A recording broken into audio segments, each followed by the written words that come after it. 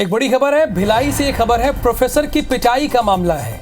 चैतन्य बघेल और बहन का मोबाइल जब्त कर लिया गया है, यानी चैतन्य बघेल और उनकी बहन का मोबाइल जब्त हो गया है। जब्त मोबाइल भेजाएंगे रायपुर के lab. Remove content, location, contact number की अब जांच होगी। कल पुलिस ने पूर्व सीएम भूपेश के बेटे चैतन्य से पूछताछ की थी। बहन दीप्ति का बयान लेने घर पहुंची थी महिला टीआई। मामले में 5 आरोपियों की ऑलरेडी गिरफ्तारी हो चुकी है। मुख्य आरोपी समेत 4 आरोपी अभी भी फरार हैं, भागे हुए हैं। मुख्य आरोपी भी और 4 आरोपी भी। पुलिस सूत्रों के हवाले से ये खबर है। और हमारे साथ कोमल धनेसर दिख रही हैं। कोमल, बताया जा रहा है कि मोबाइल जब्त कर लिया गया है चैतन्य बघेल और उनकी बहन का। जी बिल्कुल, कल जब बयान के लिए चैतन्य बघेल को थाने बुलाया गया था और दोनों भाई बहन को पुलिस ने बयान के लिए तलब किया था, तो दीप्ति बघेल ने घर पर ही बयान देने की बात कही थी, जिसके बाद थाना प्रभारी, महिला थाना के जो प्रभारी हैं श्रद्धा पाठक, वो उनके पास बयान लेने गई थी और चैतन्य बघेल स्वयं भिलाई 3 थाना में पहुंचे हुए थे बयान देने के लिए। 4 घंटे करीब उनसे पूछताछ की गई और पूछताछ के दौरान जो सीएसपी हरीश पाटिल छावनी जो सीएसपी है वो और प्रभारी जो है थाना के महेश ध्रुव, इन दोनों ने मिलकर यहाँ पे बयान लिया था। और इसके बाद में जो मोबाइल है वो जब्त किया था। चैतन्य बघेल के 2 मोबाइल जब्त किए गए हैं। उसके अलावा दीप्ति बघेल से भी उनका मोबाइल मंगवाया गया था, उसे भी जब्त कर लिया गया है। और अब पुलिस के अनुसार अब इस मोबाइल को लैब के लिए जांच के लिए रायपुर भेजा जाएगा, जिसके बाद में उसमें पूरी जांच होगी।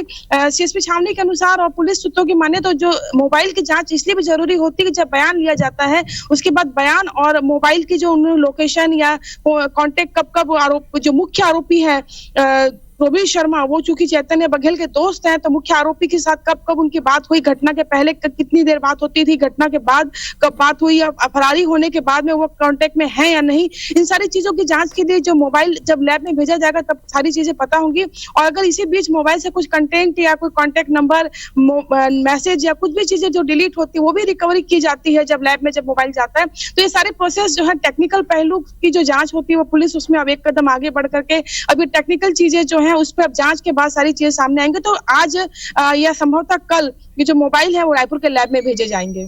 धन्यवाद कोमल धनेसर, आप लगातार एक अहम जानकारी दी, लेकिन बनी रहिए आप हमारे साथ। इसके जरिए क्या ये जानने की कोशिश की जाएगी कोमल की उन्होंने कौन से कंटेक्ट रिमूव किए, हटाए, ये सब भी जानने की कोशिश की जाएगी क्या? इसलिए मोबाइल जब्त किया गया है।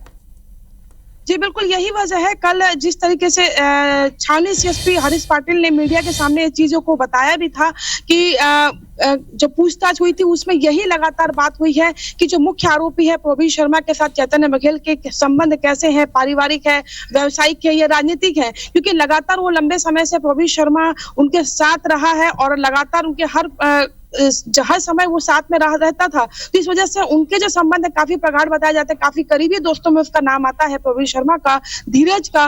तो इस तरीके से जो पूछताछ 4 घंटे की चली गई थी लगातार इसी पर आधारित थी पूछताछ की किस तरीके से उनकी जो दोस्ती है वो कितनी प्रगाढ़ है या कितनी करीबी है। घटना के पहले तक वो उनसे कब मुलाकात हुई थी, क्योंकि वो कुछ उनका काम भी संभालते थे। चैतन्य बघेल का जो मुख्य आरोपी है प्रवीण शर्मा, वो कई काम भी संभालता था। तो उनके जो व्यावसायिक संबंध है या उनके पारिवारिक संबंध है, क्योंकि परिवार में उनका आना जाना लगा है मुख्य आरोपी का, तो ये सारी चीजें, तमाम चीजों की जो बयान दिया है, बयान की चूंकि वीडियोग्राफी हुई है और बयान में जो चीजें कही गई है अगर वो चीजें वास्तविक सत्य है तो उसका मिलान जो है मोबाइल के जरिए होगा। जब मोबाइल की टेक्निकल जांच होगी, लैब की रिपोर्ट आएगी, वो सारी, क्योंकि सीडीआर इसमें पुलिस पहले ही निकाल चुकी है चैतन्य बघेल उनकी बहन के मोबाइल का। तो सीडीआर के बाद में अब जो टेक्निकल जो अन्य जो जांच होती है कि रिमूव कंटेंट या कांटेक्ट नंबर या डिलीट मैसेजेस या जो भी है, ये सब चीजें जानने की कोशिश होगी कि उन्होंने कौन से कंटेक्ट हटाए हैं और कंटेंट हटाए, ये सब जानने की कोशिश की जाएगी। बहुत धन्यवाद आपका इस जानकारी के लिए कोमल धनेसर।